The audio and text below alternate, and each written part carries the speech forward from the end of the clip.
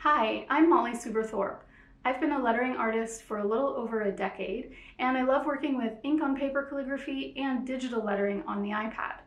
In addition to making art, I also love making tools and resources for lettering artists, like Procreate brushes and downloadable practice sheets. I've also written 3 books for calligraphers. Today I'll be showing you how to make a calligraphic flourished layout design in Procreate using 2 of my brush packs.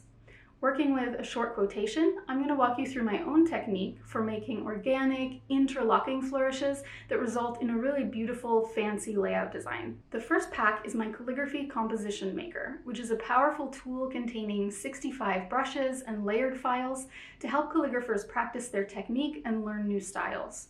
It contains letter guide brushes, grid patterns, practice sheets, and more.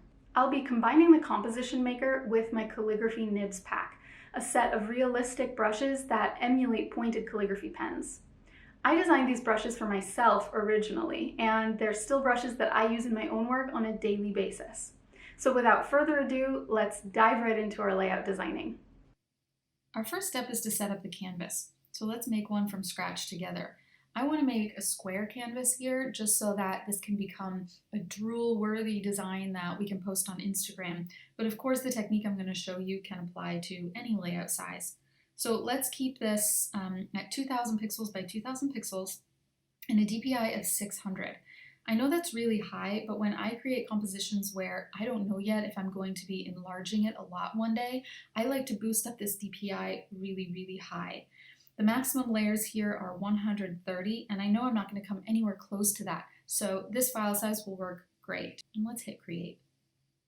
The first brush pack that we're going to work from is my Calligraphy Composition Maker.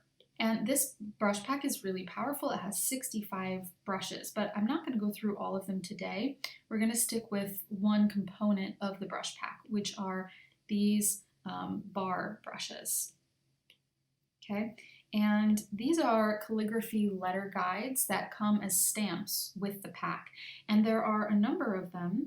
These are all very large, and as you can see, they adhere to the size of your brush. So depending on your canvas size and resolution, you can make them bigger or smaller to fit. But you'll see that each one has a different slant, it has a different ratio, and they're named according to the style that they're closest to.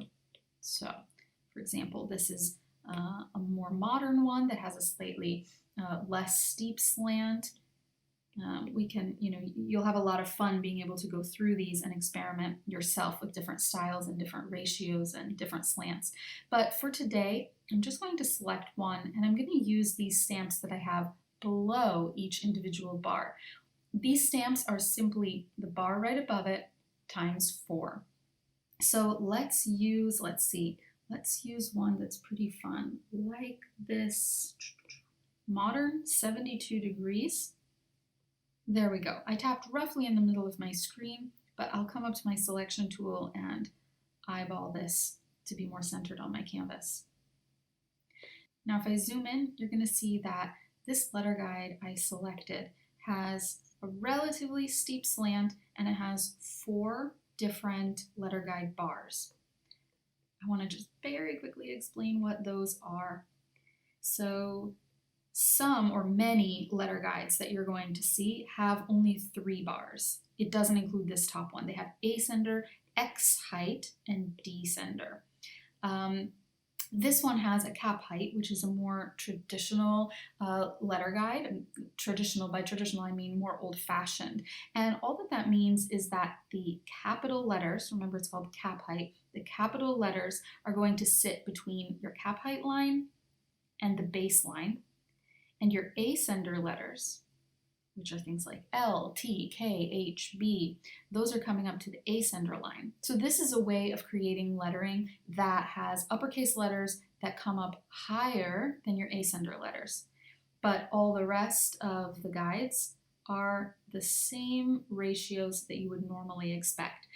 X height letters, such as A, X, M, N, those are going to sit between your baseline and your X height line. And descender letters are sitting between your X height line and your descender line.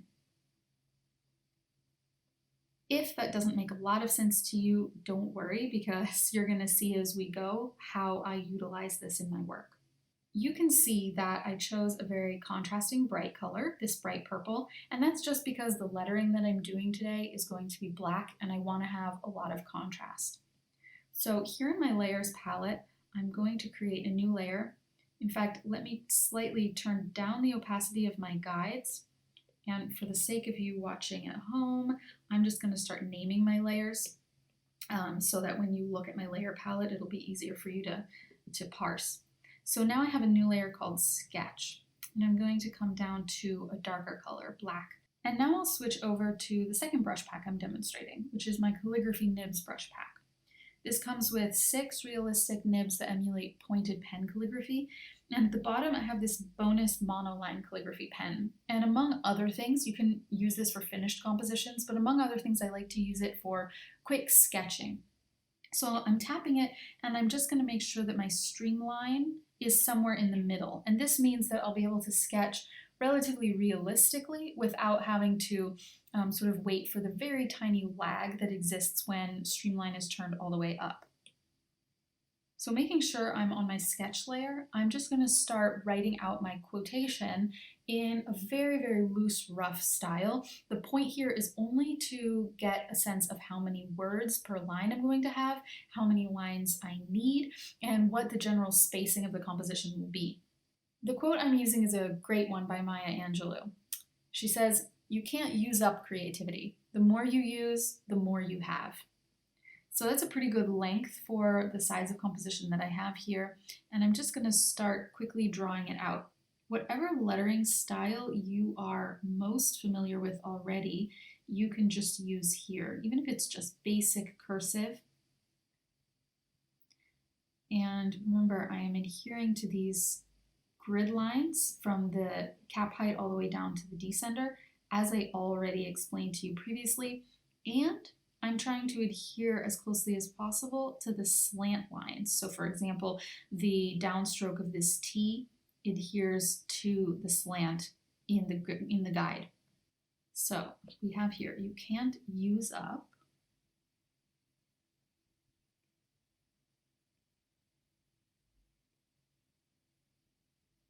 Okay, zooming out, I can already see I like this number of words per line. However, I'll select it and move it over to be more centered. And now I can see that yes, this number of lines is this number of words is gonna fit perfectly on the top line. Now I have one motto in all of my layout designing, and it's new line, new layer.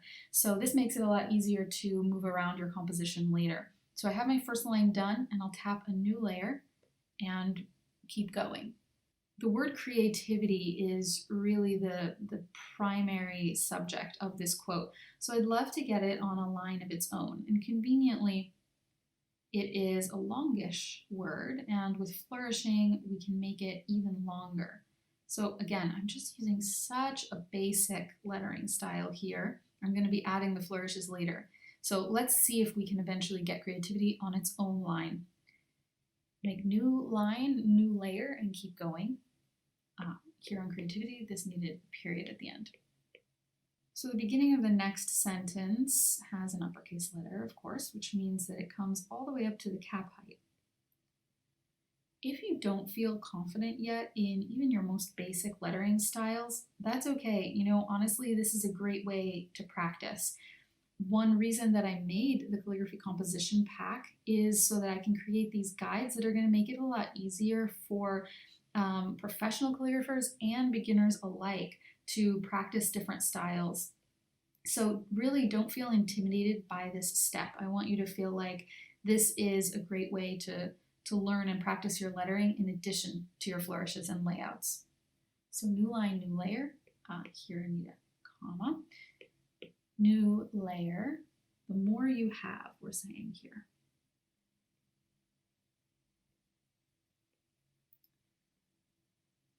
And the fun part is going to come next when we start adding all of the flourishes.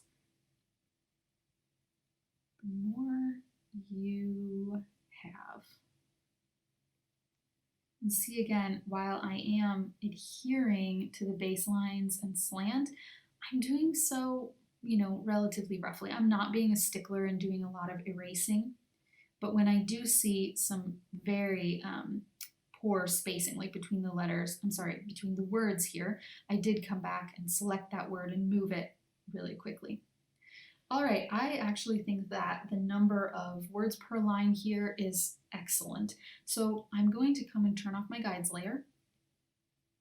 And I'm going to move around, or rather move up and down these layers so that they're roughly centered on the canvas and they are closer together. I'm not going to make them too close. For example, I don't want to move this word this close to the line above it because then I don't have space to add my flourishes. So I'm going to move it roughly like that. And of course, if you had more lines than this, all you would need to do is shrink down your grid layer and throw another bar underneath it. And you can create an endless number of lines that way. So let me keep moving my layers. And this is what I call optical centering. There's no mathematical centering involved in this. In fact, mathematical centering with things like script calligraphy that have a lot of curves and uneven edges, mathematical centering can actually look uncentered. So optical centering is the way to go. You want to just make it look to the eye like it is centered. Now I'll come and turn on my guides layer and make a new layer here, and I'll just add the byline for Maya's name. And again, really quick, I love to create bylines that have a contrasting style, just because, it separates them from the flourishing. And I love having contrast between lettering styles, even in one single composition. Okay, turning off guides, selecting this, it's roughly centered already, but I will adjust the spacing between lines. Let's move that up a little bit more, and the byline again slightly up. All right, I like this for now, but again, more tweaks are to come. Now that I've done my movement, I can flatten these. So I can just tap my layer once and say merge down, and I can do that a few times until my one single layer contains my entire composition. Now I'll reduce the opacity on this a lot because I want to come back into a new layer above it in a much brighter contrasting color. I'll choose pink and evaluate the gaps and the opportunities for flourishing. So what do I mean by that? First, I'm going to just roughly fill in for myself the real blank spaces of the composition where flourishing would ideally fill them, or at least would come in and create and fill up those gaps and make the composition look more full and rich. Don't forget to fill that in on your top layer as well. And maybe even down here, we'll see what we can do about adding flourishes there, so that if we fill this up with flourishes in these spaces, the ultimate composition will look more square. It'll have just a really cool, fancy look to it. So that's our goal. And after filling in these blank spaces so that when we're zoomed in later, we'll have a quick and visual reference of where we want our flourishes, I'm going to come up and I'm going to just mark for myself some places where opportunities for added flourishing exist. For example, I know that I can do a lot more with crosses of T's. I'm not doing my actual flourishing yet. I'm just sort of telling myself for the next step where I might be able to add flourishes. You can even skip this step if it's not intuitive to you where to add flourishes, because in the next step we're going to do that refining even further. All right, yeah, let's move on to that next step now, and I'm going to dramatically reduce the opacity of this pink. New layer now, and a new contrasting color. Let's use bright purple. So this is actually my favorite step, and this is where I come in and play around with flourishes to add them and fill up the space. Still, I'm on my monoline brush, my sketching brush, because using a real calligraphy brush, the final brush, takes a little bit a little bit longer, and again, I'm just sketching out the basic shapes of the letter forms at this point. So let me see here. Let me see what I can do, for example, here with this Y. Let me reduce the opacity even more on these layers too, just so that there's no competition between the colors. All right, I'm going to roughly see what I can do with these flourishes in terms of filling up the space. And as I go, I'm going to keep in my mind the most important principle of flourishing, which is, there are two actually, contrast. You don't want to flourish every letter, because if you do, then none of the letters will appear unique. You want to have pops of big flourishes throughout your design, contrasted with letters like this O and this U that are relatively unflourished. They provide a stark contrast to the flourishes.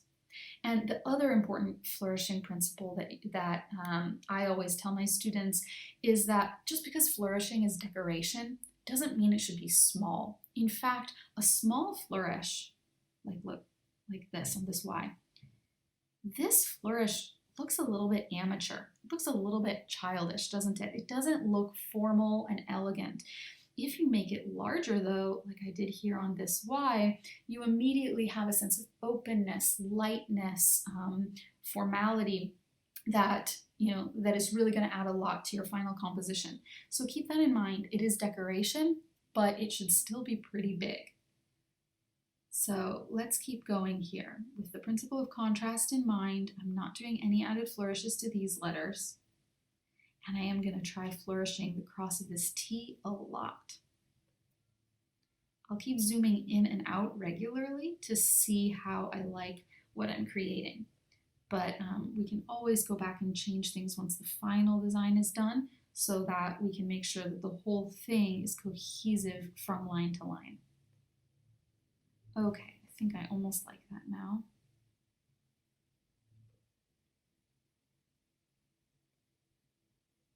Okay, keep going. Here, by the way, I can look ahead and I can see that, yes, I have a blank space here that I want to fill, but I'm going to look ahead and note that I'll be able to use the opportunity of the exit stroke of the P to fill this space. So I'll continue with the word use here being unflourished, and this U being unflourished, because I know that down here I have an opportunity to fill that space, and up here I have the opportunity to use the P for that space. So these do not have to be flourished. Let's extend that descender slightly too. Now, one way that I think a lot of beginner flourishers don't think to flourish is to flourish above their design. We think often that only ascender letters like an H or a T can really be flourished in that way. But that's not the case. Whenever you have a letter that has an exit stroke leading out of it, you can actually always do a flourish like that. For example, maybe I want it slightly smaller because it should complement the Y on this side, and I want to keep this spacing relatively optically even. Yeah, another great letter, in the English language, a lot of letters end in E, so that's a great opportunity. But you can do it with any letter that has an exit stroke. You can make a flourish like that. So new line, new layer. Let's come over to our word creativity. Again, contrast is key in my mind. I'm not going to cross this T until I get to this T though, because I don't want these flourishes to intersect. The connection between these flourishes is almost as important as each individual flourish shape itself. So I want to use up this space a bit and this space with these two flourishes.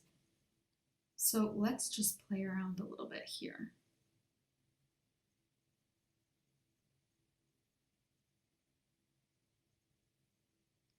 See, what I'm going for is a kind of interlocking look. You see right here. In English, again, you'll often find two T's in a word that are separated. If envelope addressing, for example, is your bread and butter, then you're going to have words like street quite a lot. And so you'll have a lot of opportunities to practice double T flourishing within a single word. Okay, I like this for now, and I happen to know that when I do this in the real calligraphy pen, it will look so elegant. So we're keeping this for now. So now I have this amazing opportunity with the descender of the Y, and I know that I can use it probably to fill up some of this space. And looking down, I can see that with this E, when I get to it, I'll be able to use it to fill up some of this space too. So I don't have to worry about that space with my Y.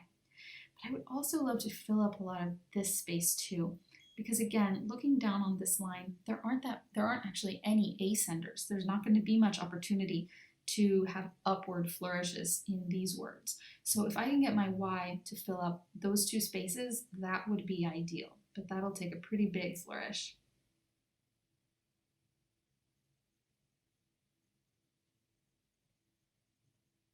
But I think we did it. And here now, new line, new layer, on the T, I have this space to fill, but I can just easily make that initial entry stroke on the crossbar of the T much bigger, and there, I have filled in the space.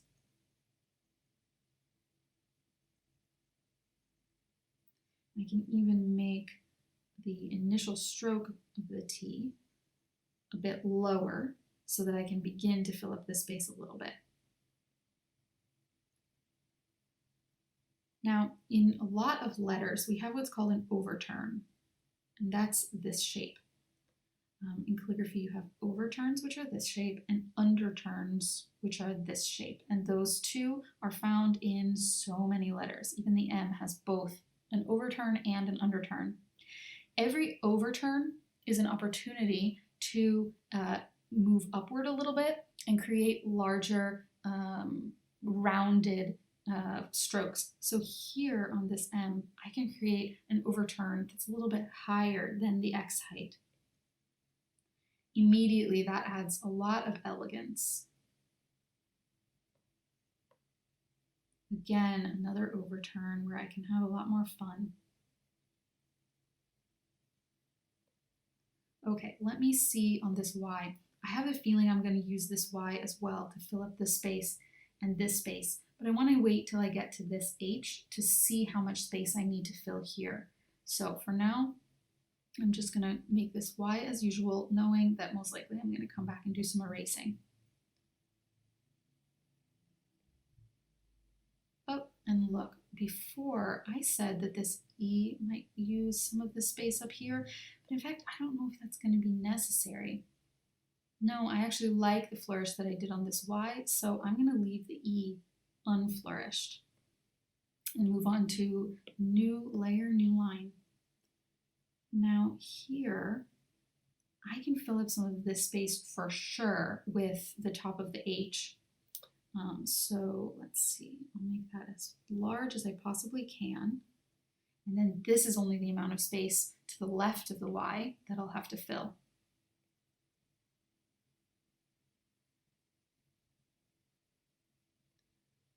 There we go, still moving and thinking about all of my overturns. And in fact, an underturn, like on this U, can be extended to a more rounded, circular shape, which again, it's a great way to end a word to make it look a bit fancier. Okay, so I am gonna immediately enter this H with a lot more flourish. In fact, yeah, it's gonna be great to be able to fill up this whole space above the H with a flourish so that the Y flourish will only have to move to the left above it.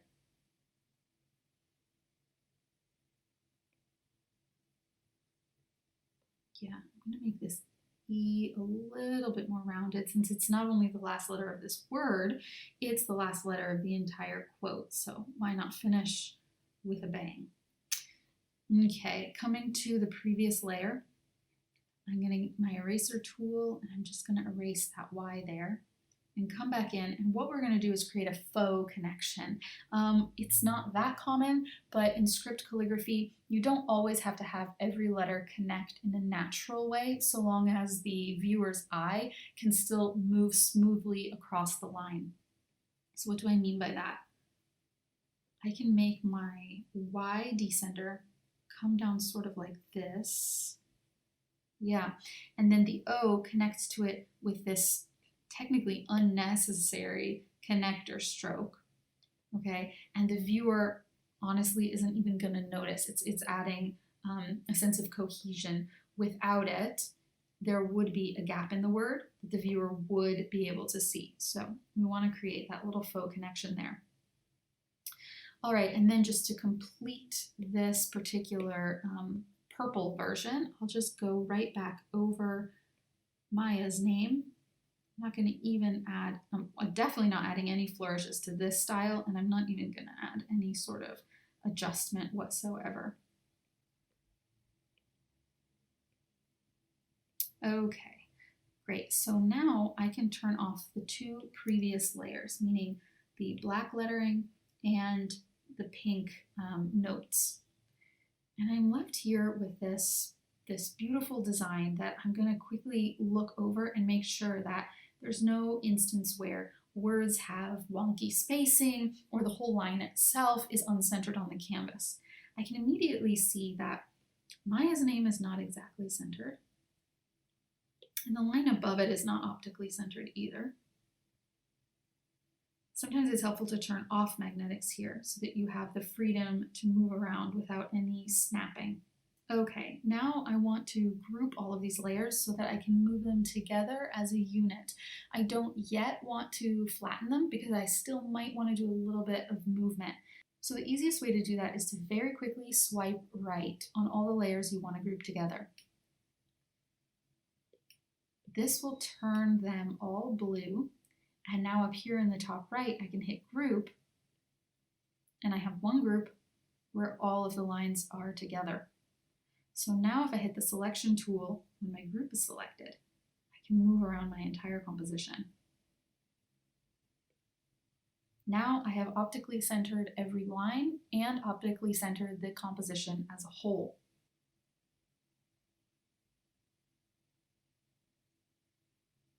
So long as it does not impede the legibility of the design, I'm going to say that I like it. And I do. So I'm coming up to Maya Angelou's name, and oops, I'll have magnetics on now. I'll slightly decrease the size of it. There we go, so that there isn't really any tension on the left and right side. There's enough breathing room. And now I'll select the whole group and I'll move it very slightly up. So again, it's optically centered. Great. Now I'm actually ready to do my calligraphy. I'll start by flattening this group finally. I don't need it anymore to be separate layers, so I'll tap the group once and say flatten. Now this is all on a single layer, and I'll reduce the opacity because I'm going to trace it with my calligraphy pen. I have a new layer, and I'll come down to pure black. In my brush palette, I'm going to use the very first brush in my calligraphy Nibs pack, which is my fine point calligraphy pen with a smooth stroke. Tapping it once, I'll see that streamline is turned to max, which I like because it makes it a lot easier to create really, really smooth, rounded curves. All right, now you see that I personally don't use any baselines at this point. If you know me in my work or any of my teaching, you'll know that I'm not a huge stickler for adhering closely to grids. I use them the way that I showed you in the beginning here. I use them to start my composition, to get a sense of ratios and slants, but by the end of the composition, I have taken liberties that create an optical flow that may or may not adhere to the original grid. So new layer, calligraphy nib brush selected, and a black color in my palette.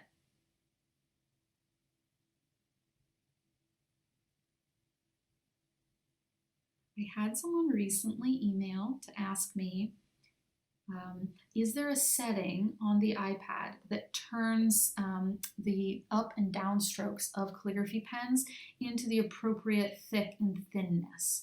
And the answer is no, but she was asking because when she watched calligraphers do this, it looked so easy. And, especially pressure sensitivity is not something that can really be shown in a video. So it's very hard to understand maybe where I'm exerting pressure and where I'm not. So if you're unfamiliar with pointed pen styles that have this thick and thin type of strokes, I just want you to understand that every place that has a thin stroke, I am releasing pressure. And every place that has a thick stroke, I am exerting pressure. And this is exactly the same principle as real ink on paper dip calligraphy pens. But it is possibly the technique that takes more practice than any other with pointed pen calligraphy. This has taken me a long time to master.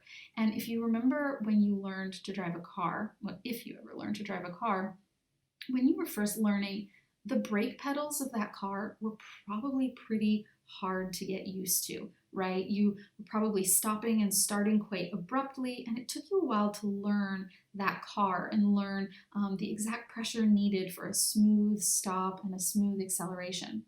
Well, it's the exact same principle in calligraphy. Okay, before I keep going with my commentary, I'm making a new line, new layer. So since it's the exact same with calligraphy, I just want you to know that, if you can't achieve these same exact transitions from thick to thin as I'm doing, this is what your practice is for. This is why you need some really pressure sensitive brushes that have a realistic pressure sensitivity that are going to allow you to practice and get really realistic results. I always say that no amount of talent and skill can compensate for bad tools. So if you don't have a brush that has really good pressure sensitivity, it doesn't matter how well you know what you're doing or not, you aren't going to be able to achieve the results you want. So again, just know that this takes time and practice, but you can get it. Don't be afraid to make ugly calligraphy. Don't be afraid to make artwork that you don't love, because that's part of the process that is absolutely necessary. You can see too that as I go, I am adhering only relatively closely to my sketch.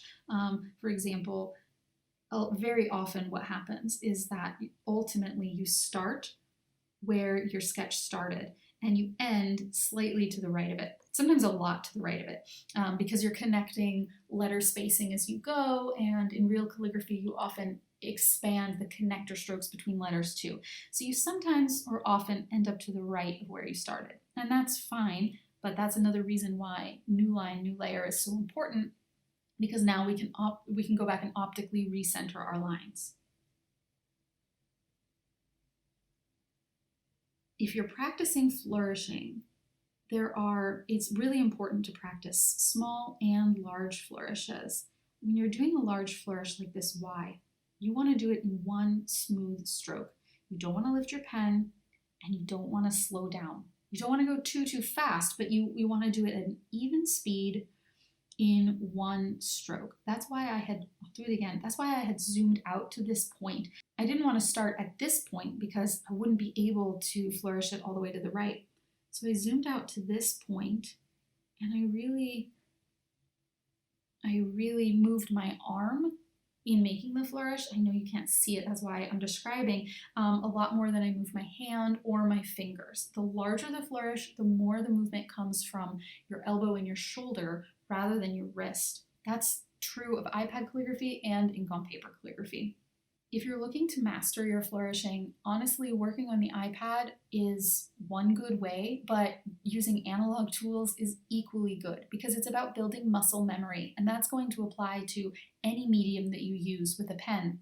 So honestly, my number one recommendation is taking out a sheet of paper, any paper, printer paper, it doesn't matter, and getting yourself a soft pencil and just flourishing like crazy across your page. Just make huge patterns like this and get that arm moving and get those continuous smooth strokes flowing. Because if you train your arm to do that with a pencil, it's going to come a lot more naturally when you use a pen that has more technical considerations, whether it's pressure sensitivity or ink flow, what have you.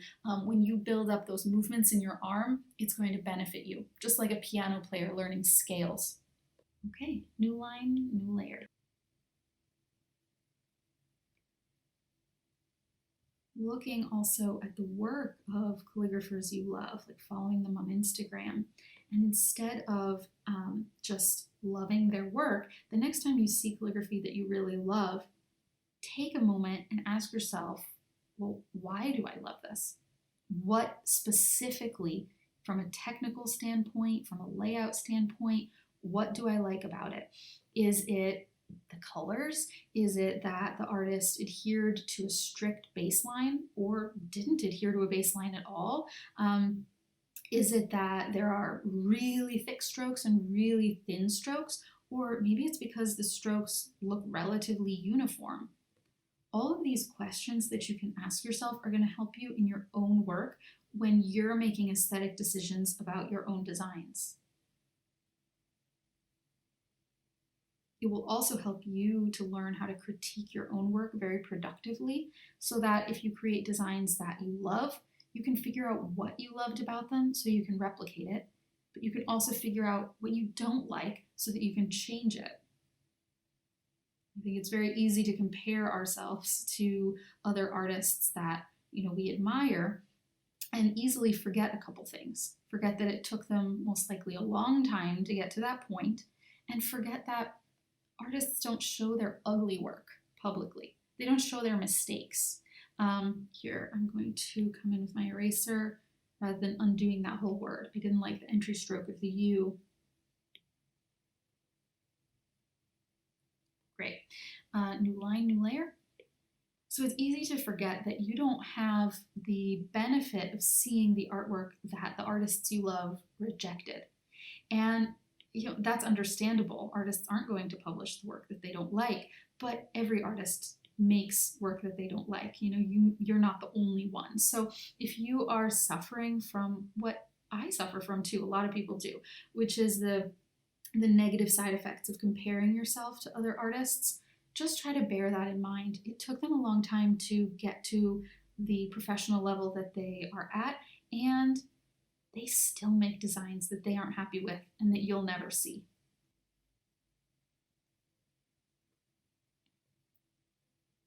Okay, almost done here. You can see I keep zooming in and out, in and out. A lot of the reason for that is that when I make a thick stroke, as I did here, this downstroke, I'm just zooming out and quickly making sure that no stroke is much, much thicker than another. I'm looking for relative uniformity. If I wanted complete uniformity, I would use a digital font, right? Part of the beauty of hand lettering is those slight imperfections. Actually, I hate that word. Is those slight variations that really let people know that a human created this from scratch.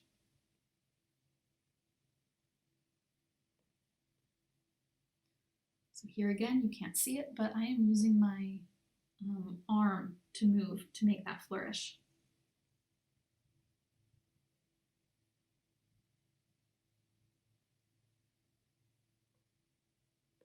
Okay.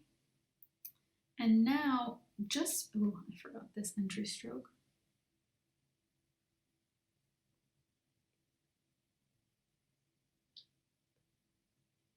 Great. So now I'm actually just going to turn back on that guide, and I'm going to hit my selection tool and move this down. Oops, selecting the guide layer.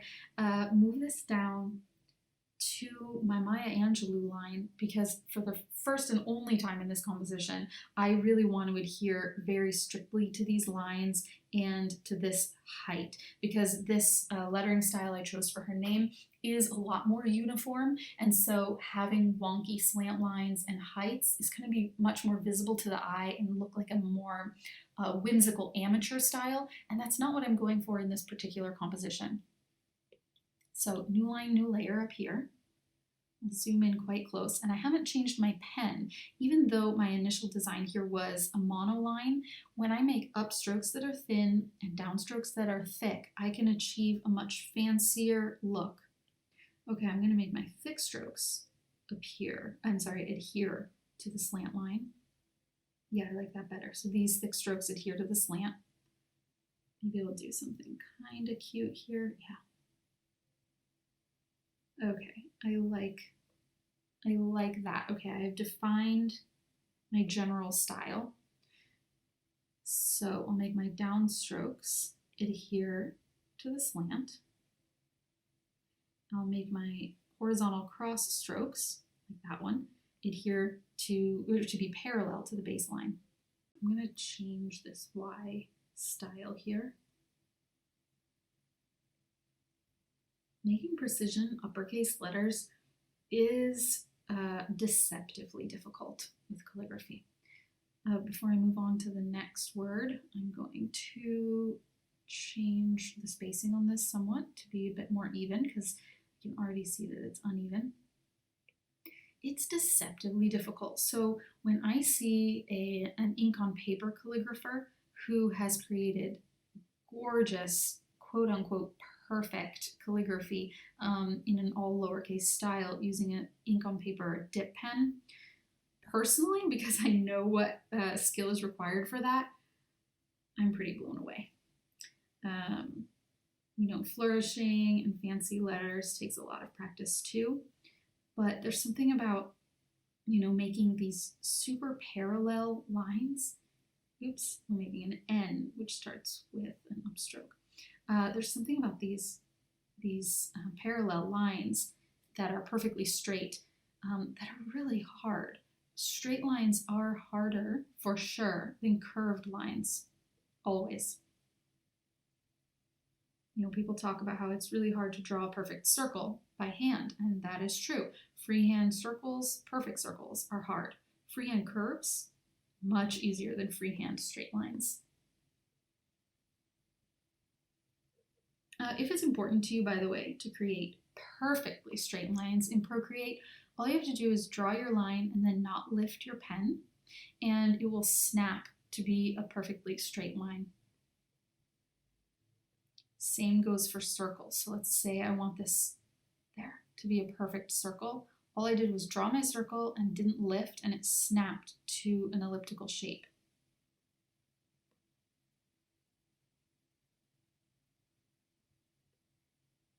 Okay, now I'll turn off my grid, and I'll turn off my purple layer, and I'll come back and adjust with magnetics on, adjust the spacing between these letters. So I'm going to group all these again. Quick swipe right on all of these layers and tap group in the upper right. So now I think that I want more margins on this. I think that I want to take my selection tool, having freeform and magnetics turned on. That means that when I resize it from one of the corner nodules, it snaps to this 45-degree angle. So I'll make it, I don't know what that is, 10% smaller, and then recenter it on my canvas. I'll turn off magnetics to make very tiny adjustments. Awesome, much better. So now I could call this done. I really like how this looks. If there was something I was unhappy with, because I still have this group that's not flattened, I can still come back and move around any lines I want. See, sitting here right now, I just noticed something. I'm going to be picky here, but I don't like how thick that T is. So how do we make corrections like that? Well, there are many ways, but this is my favorite. I reduce the opacity of my original line and I make a new blank layer above it. And then I just redraw the one element that I want to change. Okay, now I will turn it off and come to my previous layer with my erase tool, and I will just erase that one element.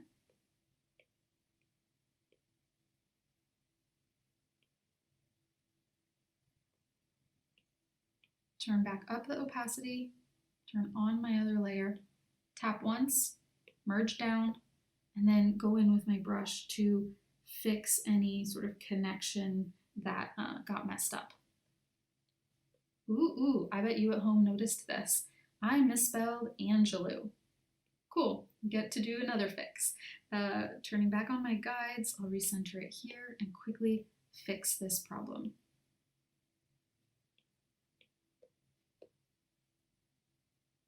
Remember, I shrunk the word Angelou slightly already, so that's why it's not perfectly adhering in my grid anymore. That's completely fine. I am going based on the baselines of the letters next to it.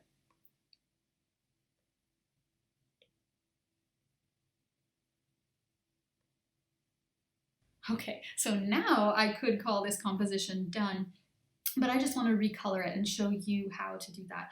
Obviously there's something so classic about black on white, but let's invert that to be white on black. So this is quite simple. I'll start by copying my group, swiping left and hitting duplicate. I'll turn off the original group so that I always have it there and editable, and I'll tap my new one once and flatten it.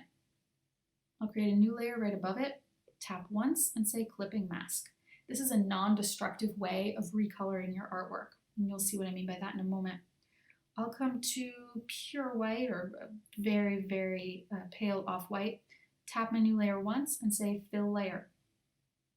Now what you have, if I turn off the background for a moment, now what you have is a colored layer that's filling up and coloring only the group below it. So just to show you what I mean, if I fill this with a different color, like let's say red, my artwork turns red, but my original black is always there if I turn off the colored layer. So let's go back to our white. Now turning on the background, I'll tap once and I'll change it to something darker. Black, dark blue. Let's just stick with classic black. You can't go wrong. I'll zoom in a little bit so you can take a look around the finished design.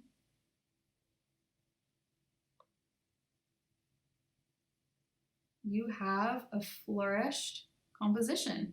And now to share it, if you're unfamiliar with that in Procreate, all you do is come to your gear icon, hit share, and then choose one of these formats to share the image as, such as a JPEG, which is going to be the most common for sharing it on social media. Thank you so much for following along today. You can get both of my brush packs in the video description below. I hope that you now feel inspired to practice your flourishes and create calligraphic layouts of your own.